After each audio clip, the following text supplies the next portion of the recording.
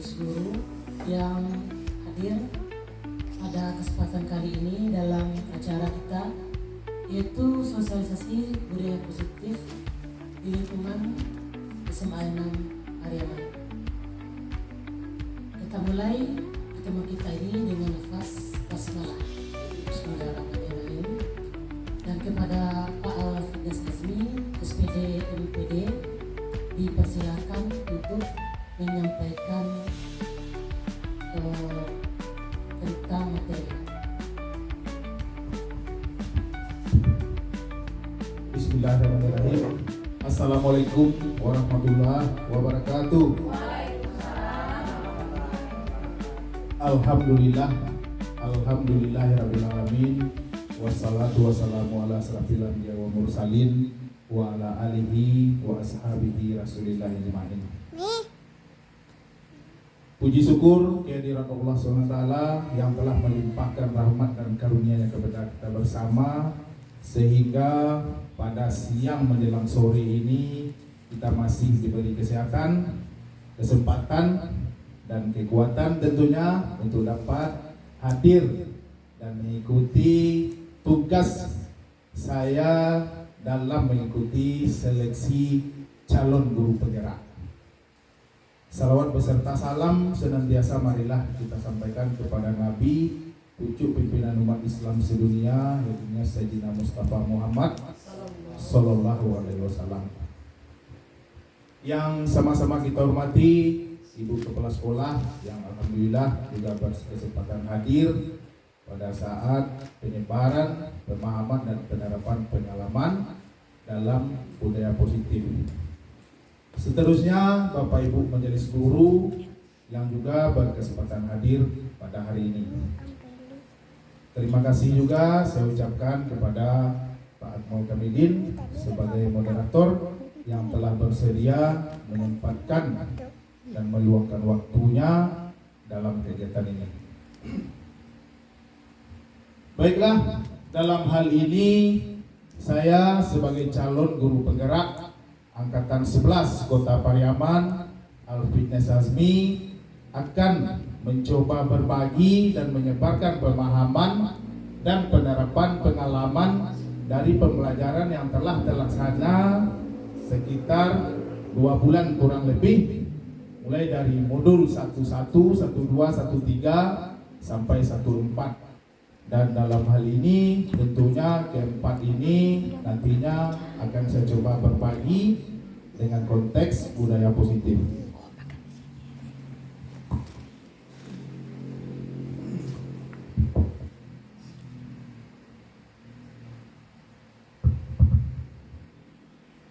Dalam hal ini mungkin budaya positif untuk sama-sama kita ketahui, budaya positif adalah bentuk-bentuk nilai-nilai atau keyakinan yang berpusat nantinya kepada murid dalam hal untuk berbuat, untuk menuju ke arah yang lebih baik ke depannya, apapun bentuknya. Dalam hal ini tentunya bentuk-bentuk hal-hal tersebut nantinya merujuk kepada nilai-nilai yang terkandung seperti pada profil penguatan pelajar Pancasila.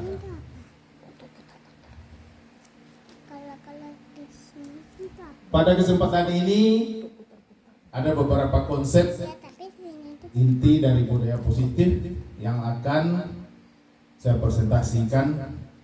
Yang pertama nantinya yaitu perubahan dalam paradigma belajar, kemudian disiplin positif, nilai-nilai kebajikan, kebutuhan dasar manusia, motivasi perilaku manusia, posisi kontrol sebagai seorang guru, keyakinan kelas, dan terakhir nantinya penerapan segitiga restitusi. Yang pertama yaitu pembelajaran dengan paradigma baru.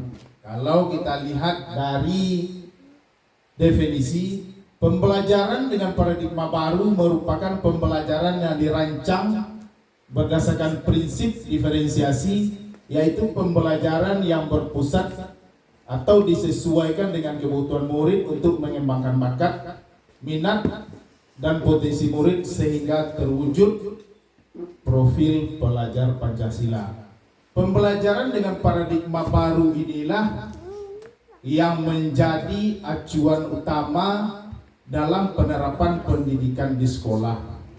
Bagaimana pola kita, bagaimana metode kita dalam menerapkan kegiatan pembelajaran dengan tujuan yang akan dicapai dari pendidikan sekarang, yaitu untuk memperoleh kebahagiaan dan kesejahteraan yang setinggi-tingginya bagi murid yang akan kita jadikan sasaran dalam pembelajaran nantinya. Jadi pembelajaran dengan paradigma baru tidak hanya menjadikan proses pembelajaran itu hanya sebagai bentuk proses transfer ilmu pengetahuan, tidak hanya seperti itu.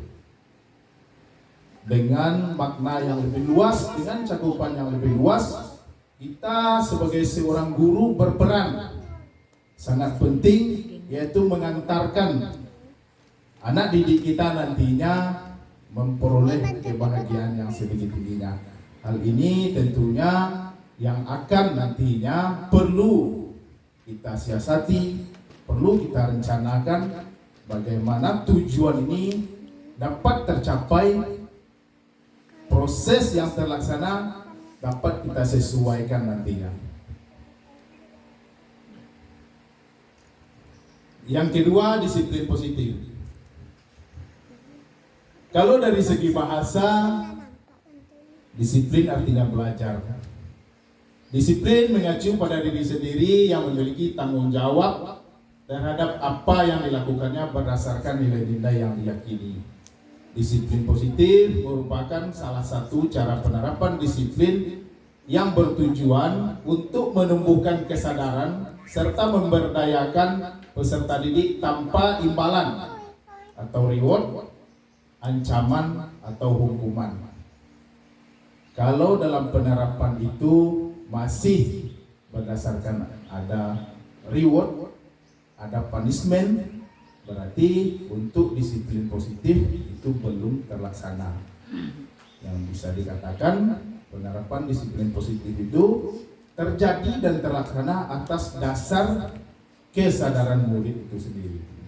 Sebagai pendidik, tujuan kita adalah menciptakan peserta didik yang memiliki disiplin diri sehingga mereka berperilaku mengacu kepada nilai-nilai kebajikan universal dan memiliki motivasi intrinsik dalam perubahan perilaku ke arah yang lebih baik. Jadi yang diharapkan nantinya dalam disiplin positif itu yaitunya murid atau anak didik kita tergerak dari hatinya sendiri untuk dapat berperilaku sesuai dengan profil pelajar Pancasila. Yang berikutnya nilai-nilai kebajikan universal. Nilai-nilai kebajikan universal adalah sifat-sifat positif manusia yang merupakan tujuan mulia yang ingin dicapai dari setiap individu. Nilai-nilai tersebut bersifat universal dan lintas bahasa, suku, bangsa, agama, maupun latar belakang. Setiap perilaku atau perbuatan memiliki suatu tujuan. Menurut Dr. William Glasser pada teori kontrol 1984. Dengan mengkaitkan nilai-nilai kebajikan yang diyakini seseorang, maka motivasi intrinsiknya akan terbangun sehingga menggerakkan motivasi dari dalam untuk dapat mencapai tujuan mulia yang diinginkan.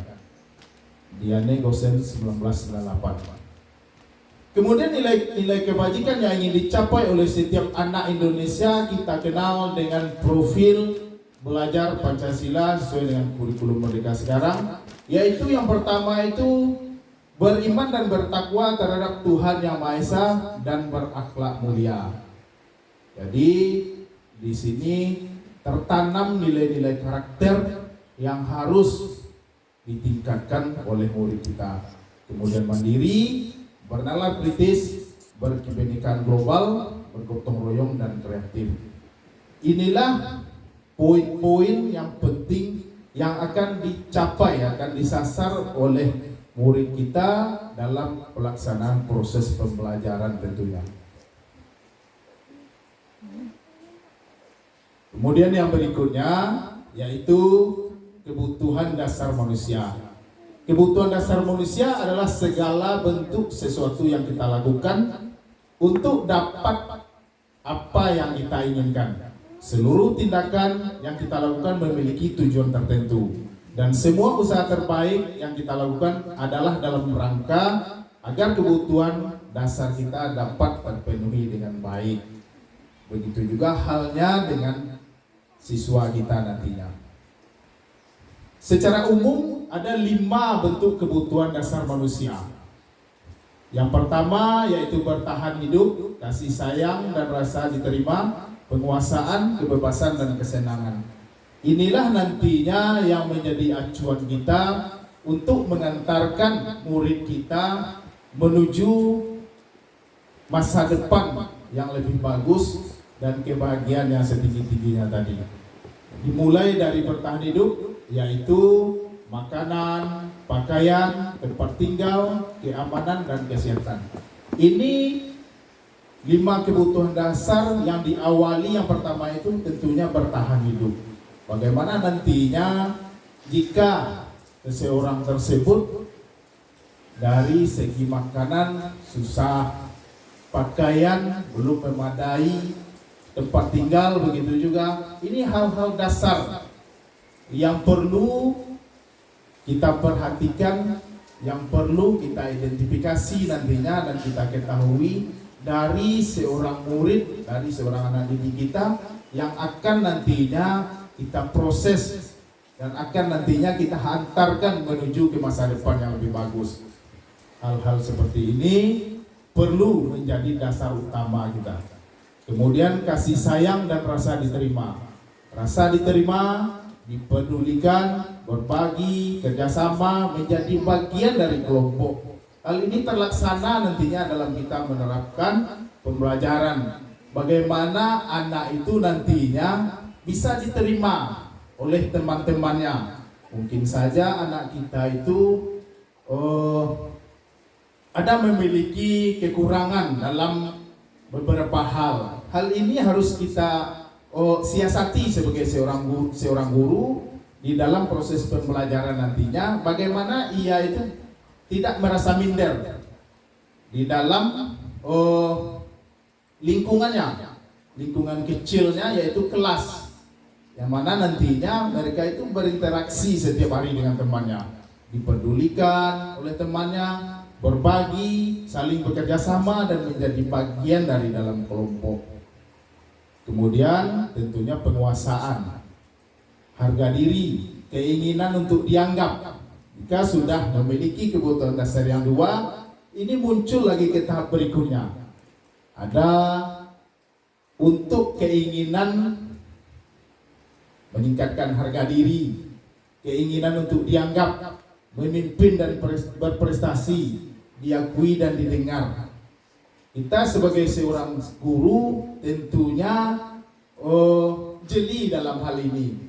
Ketika seorang anak didik kita itu sudah berada di tahapan 2, mungkin dia ingin lebih nantinya, ingin tampil lebih bagus, ingin tampil menarik di depan temannya. Bagaimana nantinya kita bisa mensiasati hal seperti ini. Kemudian kebebasan, tidak lepas dari kebutuhan dasar manusia yaitu mandiri, memiliki pilihan, mencoba hal baru dan mengendalikan arah dirinya. Mereka sebagai seorang murid tentunya memiliki pilihan yang berbeda masing-masingnya. Dalam hal ini kita sebagai seorang guru, yaitu tugas kita nantinya menuntun bagaimana murid ini dapat menentukan pilihannya dengan baik sehingga mereka berhasil, dan kita sebagai seorang guru berperan sebagai penuntun anak murid kita untuk menuju ke arah yang lebih baik tersebut. Dan yang terakhir, kebutuhan dasar manusia yang kelima yaitu kesenangan, bermain, humor, antusiasme dan tertawa. Jadi begitu juga halnya dengan murid kita nantinya. Jika hal ini tidak bisa terpenuhi, maka otomatis seorang murid tersebut nantinya bisa tidak percaya diri, tertekan, sehingga dalam proses pembelajaran tentunya seorang murid tersebut kurang maksimal karena kebutuhan untuk kesenangannya tidak terpenuhi. Kemudian kita masuk yang berikutnya, yaitu motivasi dan perilaku manusia. Dalam hal ini ada motivasi ekstrinsik dan motivasi intrinsik. Ekstrinsik adalah motivasi yang datang dari luar, intrinsik motivasi yang datang dari dalam. Setiap perilaku, setiap perbuatan yang dilakukan, dikerjakan oleh seorang manusia, di dalam hal ini kita fokus tentunya kepada seorang murid, ada hal-hal yang menjadi pemicu kenapa dia melakukan sesuatu perbuatan. Yang pertama, motivasi dari luar itu yaitu untuk menghindari kenyamanan atau hukuman. Bisa saja dia melakukan itu takut dengan hukuman atau dengan merasa tidak nyaman. Ini berarti dari luar. Kemudian mereka melakukan sesuatu untuk mendapatkan imbalan atau penghargaan dari orang lain. Misal anak kita melakukan perlombaan karena mendengar informasi atau iming-iming hadiah yang besar, ini bisa menjadi pemicu dia untuk berbuat lebih dalam melakukan perlombaan tersebut. Ini motivasi dari luar. Kemudian kalau kita lihat dari motivasi dari dalam dirinya, yaitu mereka ingin menjadi yang lebih mereka inginkan dan menghargai diri sendiri dengan nilai-nilai yang mereka percaya. Dari dalam dirinya dia yakin kalau untuk hal ini saya bisa, karena saya sudah melalui proses begini, begitu dan segala macamnya. Kepercayaan diri inilah yang menjadi pemicu bagaimana nantinya murid kita itu bisa berbuat maksimal dalam melakukan sesuatu pekerjaan atau perilaku yang ia laksanakan nantinya. Dari dua hal motivasi ini tentunya yang sangat kita harapkan yaitu motivasi dari dalam diri siswa kita itu. Kalau kita lihat dari luar, berarti masih adanya tidak kesadaran dari dirinya sendiri. Jadi hal-hal ini perlu nantinya kita pahami agar bagaimana bisa mereka itu melakukan sesuatu perilaku itu muncul dari dalam dirinya.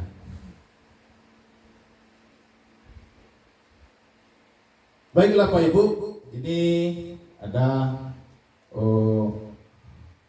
semacam pernyataan.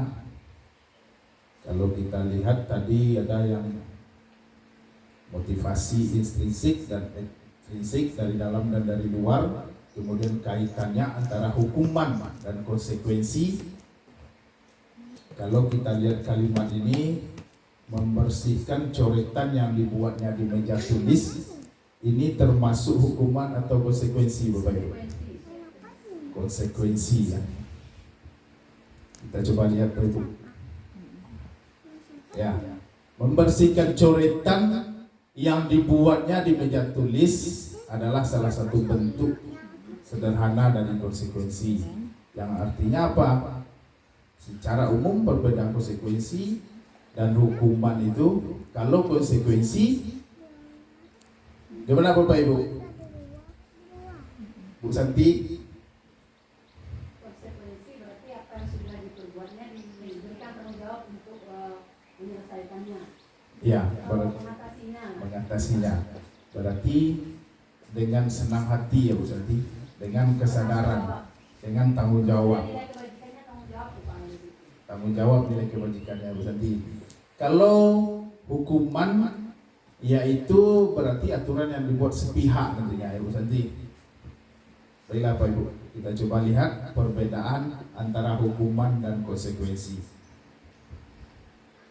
Hukuman Contohnya adalah sesuatu yang menyakitkan harus terjadi. Apapun bentuknya, anak yang mendapat hukuman pasti merasa tersakiti, pasti merasa kesal.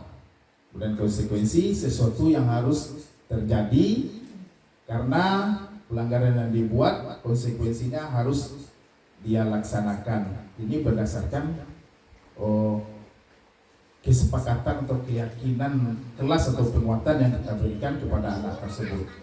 Kemudian hukuman membuat anak sakit baik fisik maupun hati untuk jangka waktu yang lama.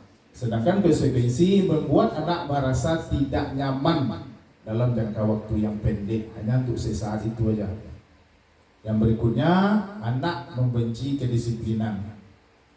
Kalau konsekuensi, anak menghargai disiplin. Kemudian hukuman merasa keterpaksaan, sementara di konsekuensi stimulus dan tanggapan. Poin berikutnya mendorong anak untuk menyakiti diri sendiri.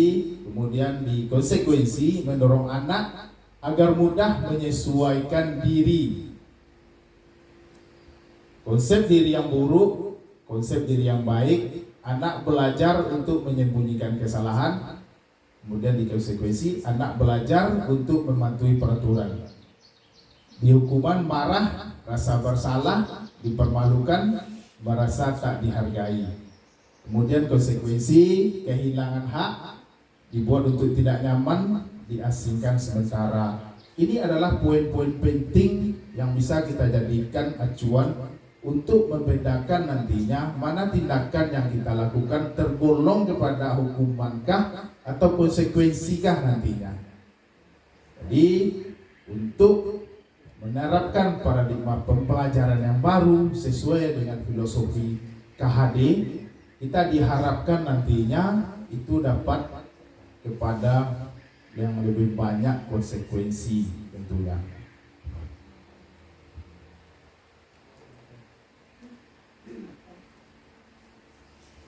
Kita masuk ke poin berikutnya Pak Ibu, yaitu 5 posisi kontrol kita sebagai seorang guru. Yang pertama, posisi kontrol sebagai seorang penghukum. Ya, yang banyak Ibu Santi. Posisi kontrol yang kedua yaitu pembuat rasa bersalah. Dan yang ketiga sebagai seorang teman. Yang keempat sebagai seorang pemantau. Dan yang kelima sebagai seorang manajer, yang tentunya nanti yang ini sangat diharapkan ya Bu Santi. Baiklah Pak Ibu, kita coba lihat fungsi kontrol seorang guru sebagai seorang penghukum. Seorang penghukum bisa menggunakan hukuman fisik maupun verbal. Orang-orang yang menjalani posisi penghukum senantiasa mengatakan bahwa sekolah memerlukan sistem atau alat yang dapat lebih menekan murid lebih dalam lagi. Guru-guru yang menerapkan posisi penghukum akan berkata, pertama, patuhi aturan saya atau awas. Kemudian kamu selalu salah. Dan berikutnya selalu, pasti, selalu, dan terakhir selesai. Ini salah satu bentuk atau beberapa contoh fungsi kontrol guru itu sebagai seorang penghukum. Guru seperti ini senantiasa percaya bahwa ada satu cara agar pembelajaran bisa berhasil, yaitu menurut cara dia.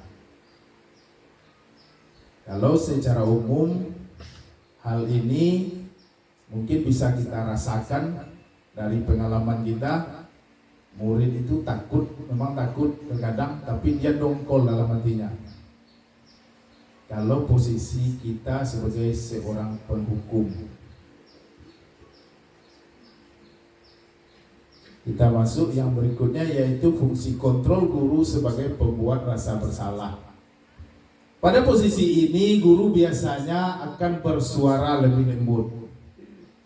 Pembuat rasa bersalah akan menggunakan keheningan dan membuat orang lain merasa tidak nyaman, bersalah, atau rendah diri. Contoh kata-kata yang keluar dengan lembut itu seperti, Ibu sangat kecewa sekali dengan kamu.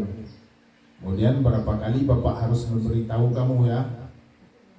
Dan poin berikutnya, gimana coba kalau orang tua kamu tahu kalau kamu berbuat begini? Di posisi ini murid akan memiliki penilaian diri yang buruk tentang diri mereka. Murid merasa tidak berharga dan mengecewakan orang-orang yang disayanginya. Lembut memang, tetapi hal ini karena perasaan. Dia tidak memiliki percaya diri lagi tentunya. Karena dengan perkataan seperti ini, dia telah membuat orang-orang yang menyayanginya, orang-orang yang disayanginya kecewa tentunya. Tentunya tidak semua murid bisa menerima fungsi kontrol dengan pembuat rasa bersalah ini. Fungsi kontrol yang berikutnya adalah guru sebagai teman. Guru pada posisi ini tidak hanya akan tersakiti murid atau menyakiti murid, namun akan tetap berupaya mengontrol murid melalui persuasif. Posisi teman pada guru bisa negatif ataupun positif. Positif ini berupa hubungan baik yang terjalin antara guru dengan murid. Guru di posisi teman menggunakan hubungan baik dan humor untuk mempengaruhi seseorang. Mereka akan berkata, ayo bantulah demi Bapak ya. Kemudian, ayo ingat bantuan Bapak selama ini. Kemudian ya sudah, kali ini tidak apa-apa. Nanti Ibu bisa bereskan. Hal negatif dari posisi teman adalah bila suatu saat guru tersebut tidak membantu, maka murid akan kecewa dan berkata, saya pikir Bapak atau Ibu teman saya. Murid merasa dikecewakan dan tidak mau lagi berusaha. Hal lain yang mungkin timbul adalah hanya akan bertindak guru tertentu dan tidak untuk guru lainnya. Murid akan tergantung pada guru tersebut. Ada positif, ada negatifnya sebagai seorang teman. Baiklah Pak Ibu, mungkin dalam pelaksanaan ini sambil berjalan kalau ada masukan atau saran atau pertanyaan nanti di poin-poin tertentu kita di sharing aja. Ada beberapa poin nantinya fungsi kontrol sebagai seorang guru, sebagai seorang teman ini dikategorikan baik dalam hal-hal tertentu seperti penerapan di bidang saya sendiri di dalam olahraga tentunya. Dimana nantinya kalau sebagai seorang guru kita mendampingi mereka dalam mengikuti kejuaraan atau lomba, mungkin dia akan merasa minder, ya, merasa segan. Kalau kita posisikan diri kita sebagai seorang teman nantinya, ya ini akan memicu untuk percaya diri yang lebih baik dari seorang murid tersebut dalam mengikuti lomba. Nah, ini salah satu contoh. Ada hal-hal nantinya sebagai seorang teman itu baik dan ada hal-hal yang tidak baik.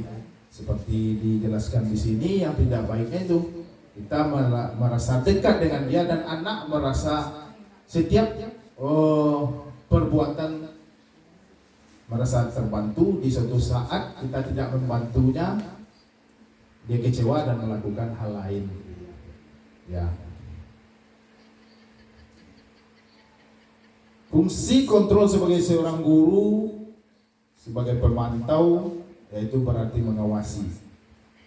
Pada saat kita mengawasi, kita bertanggung jawab atas perilaku orang yang kita awasi.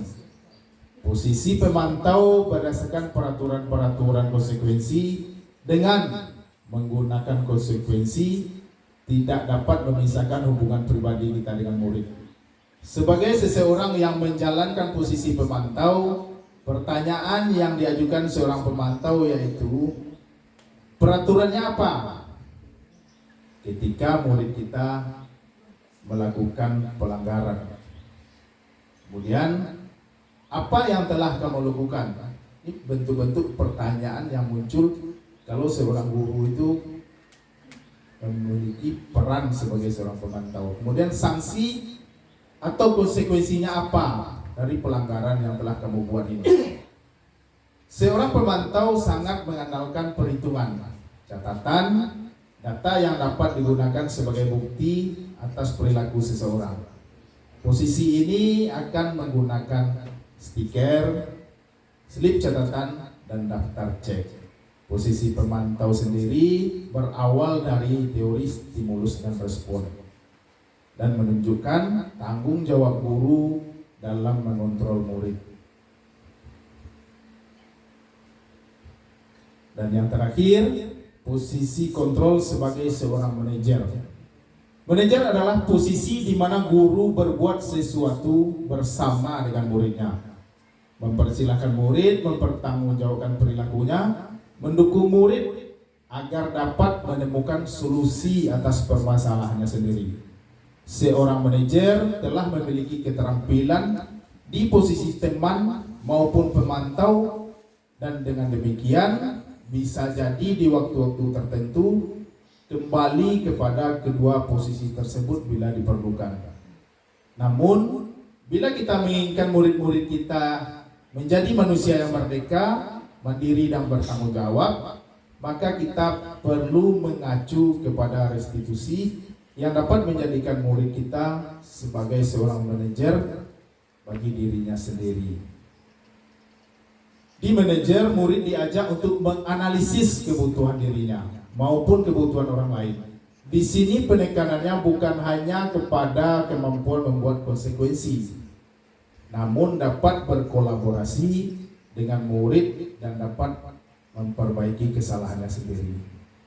Dari penjelasan ini, dari kelima fungsi kontrol sebagai seorang guru, fungsi kontrol sebagai seorang manajer ini sangat diharapkan tentunya bagi kita sebagai seorang pendidik dalam menerapkan pembelajaran dan mencapai tujuan pembelajaran yang diharapkan.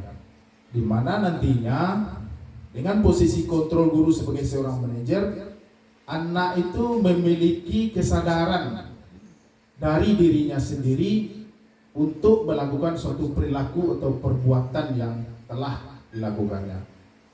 Jadi tentunya anak tersebut sadar dan dapat mempertanggungjawabkan dan dapat memanage dirinya sendiri terhadap perilaku yang akan dilaksanakan dan akibat yang akan ditimbulkan nantinya. Baik Bapak Ibu, di poin berikutnya yaitu keyakinan kelas. Mengapa keyakinan kelas? Mengapa bukan peraturan keras? Jadi kita lihat perbedaan antara peraturan dan keyakinan kelas. Kalau peraturan selalu kembalikan buku ke tempatnya. Ini contoh, dilarang mengganggu orang lain, hadir di sekolah 15 menit sebelum pembelajaran dimulai, dilarang melakukan kekerasan, dilarang menggunakan narkoba, bergantian atau menunggu giliran, gunakan masker, larangan berlari di kelas atau koridor. Ini bentuk poin-poin peraturan dan bahkan bisa lebih banyak lagi yang ada di sekolah. Bentuk peraturan dan bahkan ada peraturan itu yang dikasih bobot ya berhenti. Ya. Kalau kita lihat keyakinan kelas, hal ini lebih secara pendekatan terhadap suatu kesalahan atau perbuatan yang merugikan, itu disepakati antara pembuat peraturan dengan yang melanggar. Ini bisa dikatakan dengan keyakinan kelas. Dalam hal ini mungkin guru dengan murid, kesepakatan bersama. Dengan kesepakatan bersama, contoh yang terjadi nantinya, yang terlaksana, mungkin dia bisa melakukan dengan penuh tanggung jawab, seperti kembalikan buku ke tempatnya, kemudian menghormati orang lain dan berkomitmen, keselamatan menghormati orang lain, kesehatan menghormati orang lain, bersabar, Kesehatan, keselamatan dan keamanan. Ini poin-poin yang diharapkan atau yang lahir nantinya dari keyakinan kelas yang telah disepakati bersama nantinya. Langkah-langkah dalam menetapkan keyakinan kelas itu yang pertama tentunya berdiskusi, memunculkan peraturan-peraturan yang perlu ditaati warga kelas. Dalam hal ini murid, apa-apa saja nantinya yang perlu ditaati di dalam kelas. Mungkin saja nantinya dalam izin keluar di waktu pembelajaran, mungkin saja dalam menyampaikan pendapat, kemudian merubah peraturan menjadi kalimat positif seperti tadi. Kemudian mencarikan peraturan-peraturan menjadi nilai-nilai kebajikan. Berdiskusi mengenai gambaran perilaku yang mencerminkan keyakinan kelas, berdiskusi mengenai peran seluruh warga kelas, dan meninjau keyakinan kelas dari waktu ke waktu.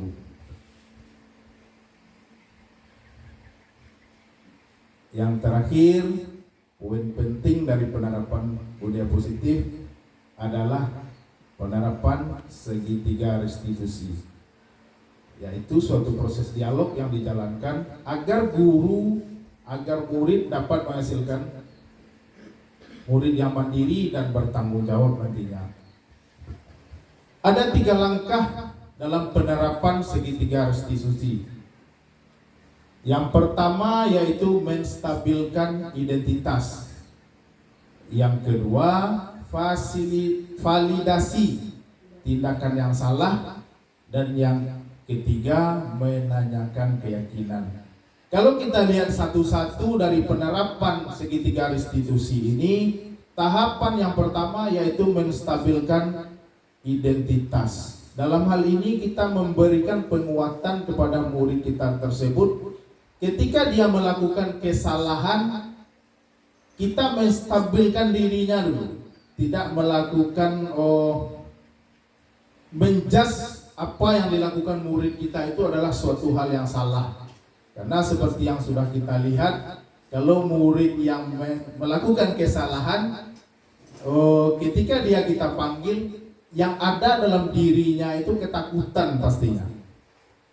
Apalagi ketika melakukan kesalahan, seorang murid itu kita panggil dengan pengeras suara. Jangankan nanti dia menghadiri pemanggilnya, siapa yang memanggil, bisa-bisa dia kabur itu pulang.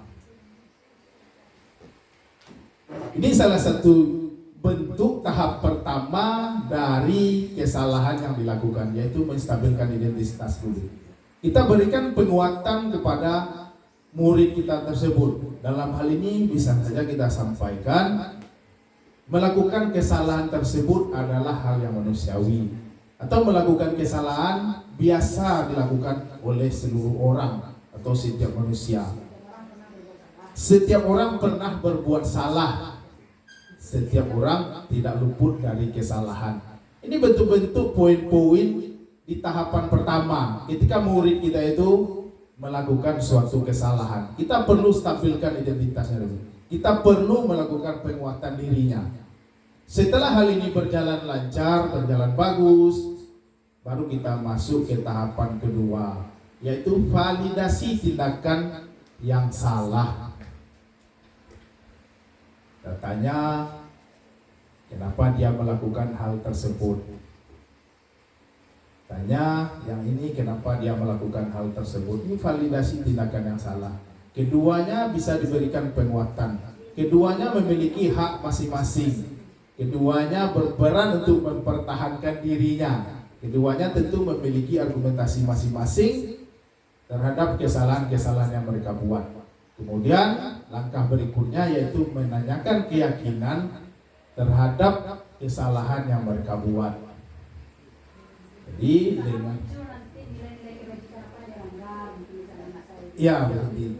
nilai-nilai kebajikan apa nantinya yang muncul dari kesalahan-kesalahan yang telah mereka buat.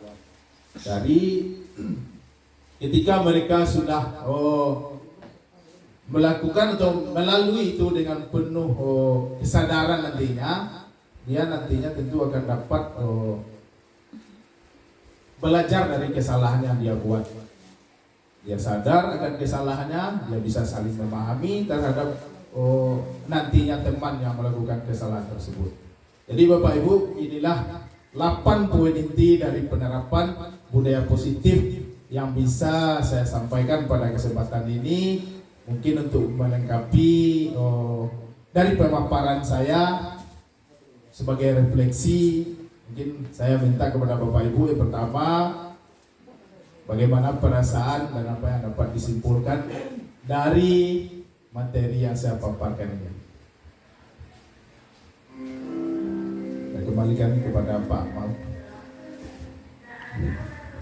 Oke, tadi sudah sama-sama kita dengarkan penjelasan yang begitu panjang lebarnya, di mana pada saat ini menjadi perubahan dalam perkembangan belajar. Kemudian adanya tadi kebutuhan-kebutuhan yang wajib dipenuhi, lalu adanya prinsip-prinsip yang bersifat universal, dan terakhir tadi adanya segitiga restitusi. Untuk lebih lengkapnya penyampaian materi, alangkah baiknya jika kita adakan sedikit diskusi atau tanya jawab. Jadi jika ada yang mau ditanyakan, dipersilakan.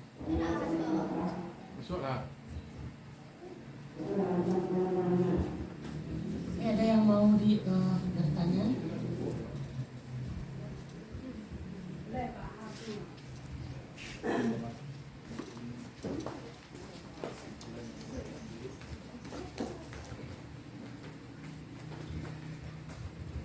Terima kasih Pak Mau, tercerahkan sekali dengan penyebaran pemahaman budaya positif yang disampaikan oleh Pak Fitness tadi. Jadi kalau ditanya refleksinya bagaimana perasaan saya setelah mengikuti kegiatan simulasi ini, itu saja ini juga menjadi semacam refleksi bagi saya apa yang selama ini saya lakukan. Apakah saya sudah menerapkan disiplin positif ini dalam aktivitas saya sebagai pendidik sehari-hari. Saya akui ataupun kita bersama harus mengakui bahwa yang banyak kita lakukan itu ketika anak kita berbuat kesalahan, paling banyak kita adalah sebagai penghukum, sebagai penghukum, pembuat rasa bersalah, yang sebenarnya kalau menurut pendapat saya di 5 posisi kontrol dulu tadi, sebaiknya kita berada di posisi pemantau ataupun yang paling bagusnya posisi meja. Karena ketika kita melakukan segitiga restitusi, apabila anak melakukan, bagusnya kan melakukan segitiga restitusi. Di situ kita menerapkan posisi kontrol kita. Kalau posisi kontrol kita sebagai manajer, otomatis kita bagaimana kita bisa membimbing anak kita ini menemukan solusi dari permasalahannya. Selama ini kan kalau anak terlambat, misalnya satu soal saja anak permasalahan keterlambatan siswa saja, seringkali kita memberikan hukuman yang tidak sesuai dengan keterlambatan anak. Anak terlambat suruh siram bunga, anak terlambat suruh membersihkan halaman. Itu sebenarnya hukuman, artinya kesalahannya itu tidak sesuai dengan yang dia perbuat. Berbeda kalau misalnya seperti yang sudah dicontohkan Pak Al tadi, dia bersalah mencoret, berarti dia harus konsekuensinya dia harus membersihkan. Jadi muncul di situ rasa tanggung jawab. Karena diakui Bapak Ibu, hukuman yang kita berikan tidak akan menimbulkan efek jerah bagi anak kita. Toh yang terlambat setiap harinya bahkan hampir 3 tahun di sini mereka itu juga. Artinya mungkin ada yang salah mungkin dalam proses kita melakukan posisi kontrol kita tadi, mungkin posisi kontrol kita di situ belum menerapkan posisi kontrol yang bagus sebagai seorang pendidik. Jadi dengan adanya kegiatan sosialisasi ini atau seperti penyebaran budaya positif ini menjadi menambah pemahaman dan wawasan kita bersama, dimana kita harus menerapkan budaya positif ini walaupun mungkin tidak bisa langsung kita terapkan, minimal perlahan-lahan kita lakukan di angsur-angsur, tapi mau tidak mau memang harus ini kita lakukan agar anak, kalau kita lakukan dari segi restitusi Bapak Ibu, harapan kita adalah agar anak bisa kembali ke kelompoknya dengan karakter yang lebih baik. Itu sebenarnya yang diharapkan. Terima kasih. Demikian. Assalamualaikum warahmatullahi wabarakatuh.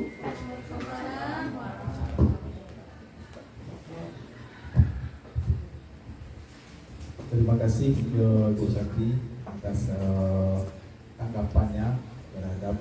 pemaparan materi ini. Mungkin dari Bu Usah ada sedikit kesimpulan yang bisa disampaikan.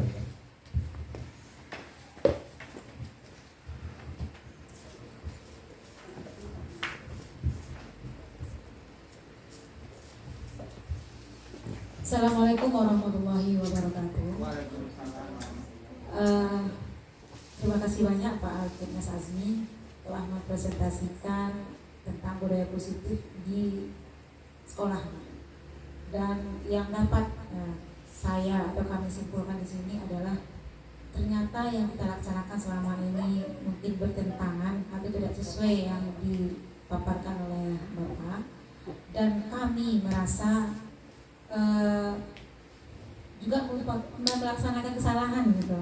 Setelah melaksanakan beberapa kesalahan yang itu tidak sesuai, dan refleksi kami akan mencoba perlahan berproses untuk merubah hukuman menjadi konsekuensi dulu Pak Al, perlahan juga, kemudian perlahan mungkin kami akan merubah peraturan menjadi keyakinan.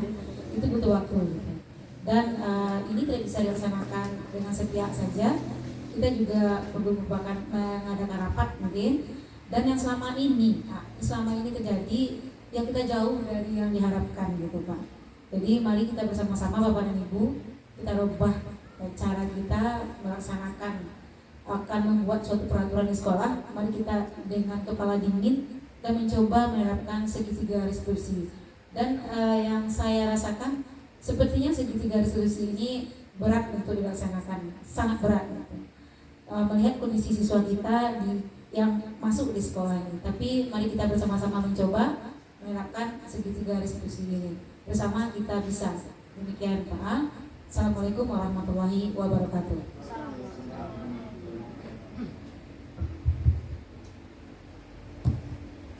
Oke.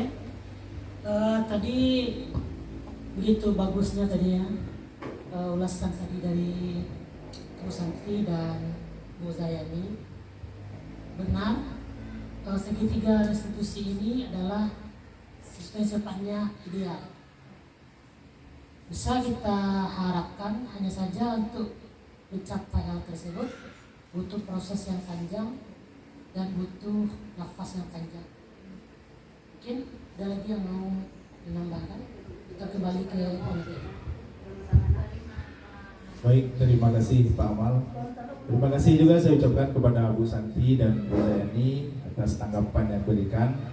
Jadi sebagai seorang guru, tentunya dalam hal ini kita bisa merefleksikan diri kita dari proses yang telah kita laksanakan, dan dalam hal ini dari pemaparan yang saya sampaikan kita bisa mungkin merasakan, memahami proses yang telah kita laksanakan itu bagaimana tentunya.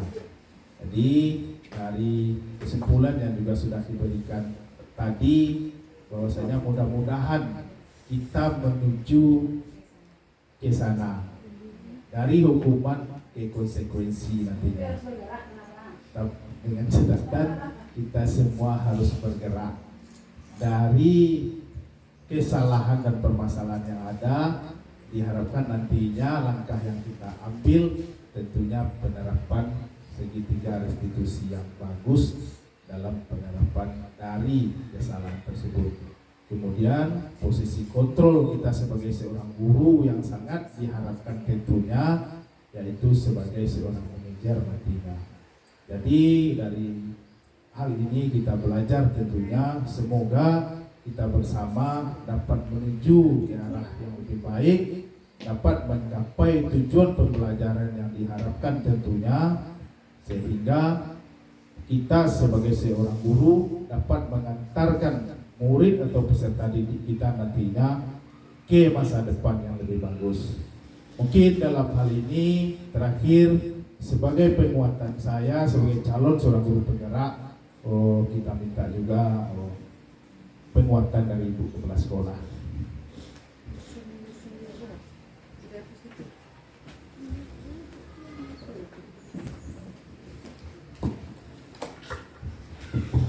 Assalamualaikum warahmatullahi wabarakatuh. Terima kasih kesempatan yang diberikan kepada saya. Tadi apa yang sudah disampaikan oleh Bapak Al-Fitness Azmi tadi, ini merupakan suatu tantangan bagi kita di SMA Negeri 6 Pariaman ini. Memang dengan berkembangnya zaman, dengan adanya perubahan kurikulum gitu kan, ini merupakan suatu pembaharuan yang selama ini kita laksanakan, adanya peraturan yang dengan sistem bobot. Berapa banyak yang sudah kita lakukan sebenarnya itu tidak sesuai lagi dengan tuntutan, ya, dengan materi yang diberikan oleh Pak Al tadi mengenai disiplin positif, gitu kan. Jadi harapan kita semua, Pak Al, saya ini merasa bangga juga dengan adanya dari guru SMA Negeri 6 Pariaman yang lolos sebagai guru penggerak, ini calon baru ya, calon guru penggerak, dengan harapan ini menjadi motor penggerak bagi guru-guru yang lainnya. Karena ilmu ini tidak akan bisa kita dapatkan kalau kita belajar sendiri aja tanpa masuk ke wilayah itu. Akan seperti itu. Dengan masuknya Pak Al Fitness sebagai guru penggerak, sudah mendesiminasikan ini atau memberikan penyebaran informasi tentang disiplin positif ini. Kalau dapat kita semuanya, guru-guru di SMA Negeri 6 Pariaman ini mendapatkan ilmu ini, dan kita berupaya semaksimal mungkin bekerja sama bagaimana bisa membuat aturan-aturan. Sebenarnya sekarang tidak aturan lagi ya, itu adanya keyakinan kelas, itu ada keyakinan sekolah, tentu tidak bisa dilakukan hanya oleh beberapa orang guru saja.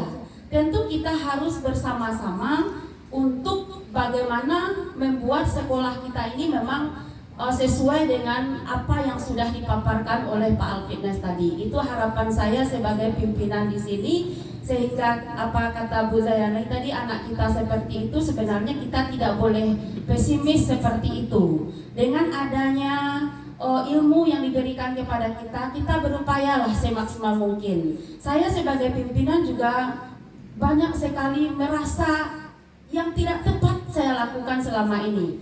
Karena ini kita juga sebagai sekolah penggerak juga sudah mendapatkan itu gitu. Kadang-kadang terpikir, aduh ini tidak cocok ini ya dilakukan. Waduh ini tidak bisa ini lagi dilakukan. Tetapi namun itu semua tentu tidak semudah membalik telapak tangan. Tentu butuh proses yang agak apalah gitu, yang panjang untuk merubahnya semua ini Bapak dan Ibu. Jadi kami berharap Bapak Ibu semua, apa yang sudah disampaikan Bapak Al Fitness ini, marilah kita bersama-sama untuk menyikapinya untuk kemajuan SMA Negeri 6 Pariaman ini ke depannya. Sehingga kita selama ini sering marah saja kepada anak, kan gitu kan? Termasuk saya, ya. Marah saja menengok yang tidak sesuai dengan keinginan hati saya, kan seperti itu.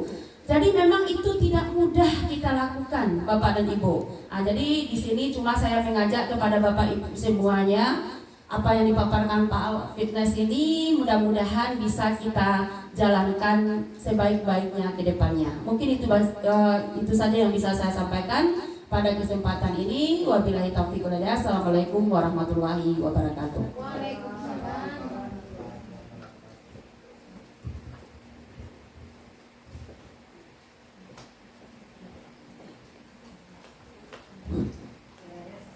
Terima kasih kepada Bu Alita tadi yang sudah memberikan masukannya. Ya Bu Santi. Oke. Ada slogan lama yang rasanya perlu kita gaungkan kembali, yaitu kalau bukan hari ini kapan lagi? Kalau bukan kita siapa lagi? Mantap, Pak.